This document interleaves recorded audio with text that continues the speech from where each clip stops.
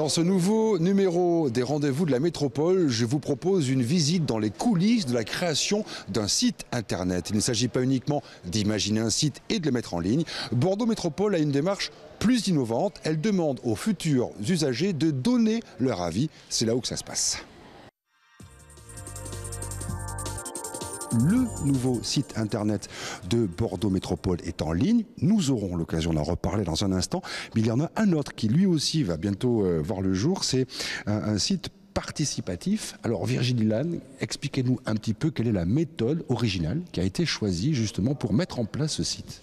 On a essayé d'être cohérent avec le titre de participation citoyenne et du coup d'associer les citoyens à la création de ce site. On a eu 3 moments où on a pu rencontrer et tester nos envies avec les citoyens. Un premier moment, c'était en avril-mai de l'année dernière déjà, où avec un questionnaire, on a essayé de cerner les attentes des internautes par rapport à un site sur la participation citoyenne. Donc on a eu pas mal de réponses intéressantes qui nous ont permis de bien formater le site. Deuxième temps, c'était pour savoir choisir le vocabulaire approprié pour parler à des citoyens qui n'y connaissent rien en aménagement, en urbanisme, en transport en commun par exemple. Et troisième temps, aujourd'hui avec les tests du nouveau site, puisque maintenant on dispose d'une maquette et qu'on va pouvoir leur montrer et ils vont réagir et nous dire s'ils comprennent la navigation possible sur ce site, s'ils comprennent les textes, etc. Ils l'améliorent et ça nous évite à nous de nous rendre compte, une fois que tout est terminé, que ça ne correspond pas aux attentes et qu'il n'est pas utilisé. Donc forcément, c'est un gage d'efficacité pour nous aussi de leur demander leur avis avant. Alors ne cherchez pas ce site tout de suite sur vos moteurs de recherche. Il n'est pas encore en ligne, mais ça ne saurait tarder. Alors on va voir maintenant, encore et toujours dans les coulisses de la préparation d'un site internet, grosso modo, ce sur quoi effectivement l'utilisateur peut influencer ou non la mise en place d'un nouveau site. Et je suis cette fois avec Amandine Plassin. Alors, c'est votre société qui s'occupe justement de mettre en place ce test. À quoi ça sert concrètement?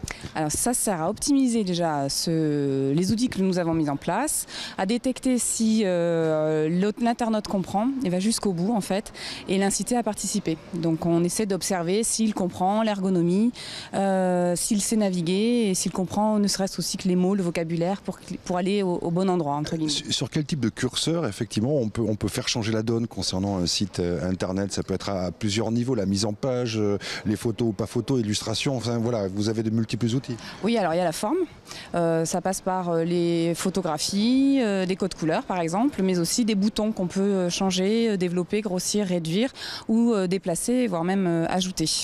Donc ça quand même vous avez l'habitude effectivement, donc les internautes qui vont tester vont vous permettre d'affiner effectivement la proposition qui est faite au départ. Oui, en fait nous avons sélectionné des internautes avec des profils différents qui va d'une cible qui est habituée à ce style d'outils à des plus novices en fait et on voit en fonction des cibles ce qui fonctionne et ce qui ne fonctionne pas.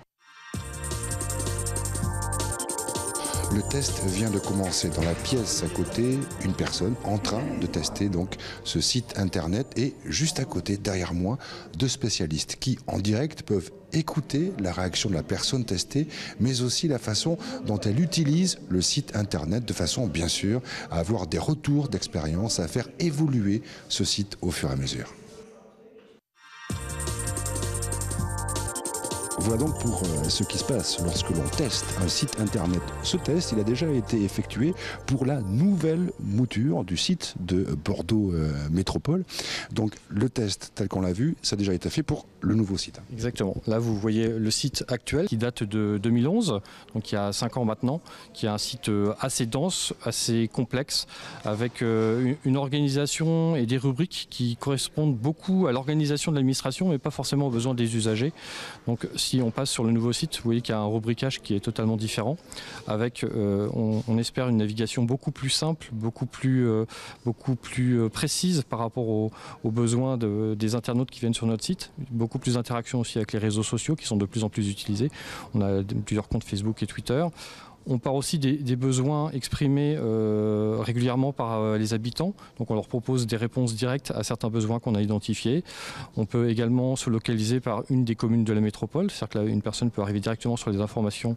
Si elle habite en Barrès et la Grave, elle trouvera des informations en rapport avec sa commune. Alors là, ça n'est pas fini. Vous avez effectivement utilisé le service de testeurs, mais le nouveau site encore peut être amélioré par les internautes. Ça n'est pas fini, c'est une deuxième phase. Exactement. Depuis cette semaine, on met en accès public ce nouveau site en parallèle avec l'ancien site.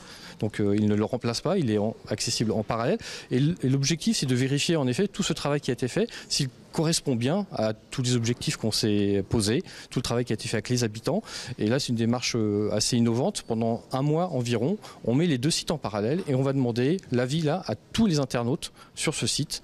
Il y a un formulaire avec 3-4 questions, ils peuvent répondre et nous confirmer, on espère, que le site correspond bien à ce qu'ils attendent. Et le cas échéant, s'il y a quelques améliorations encore à apporter, on le fera avant la mise en ligne définitive courant mars.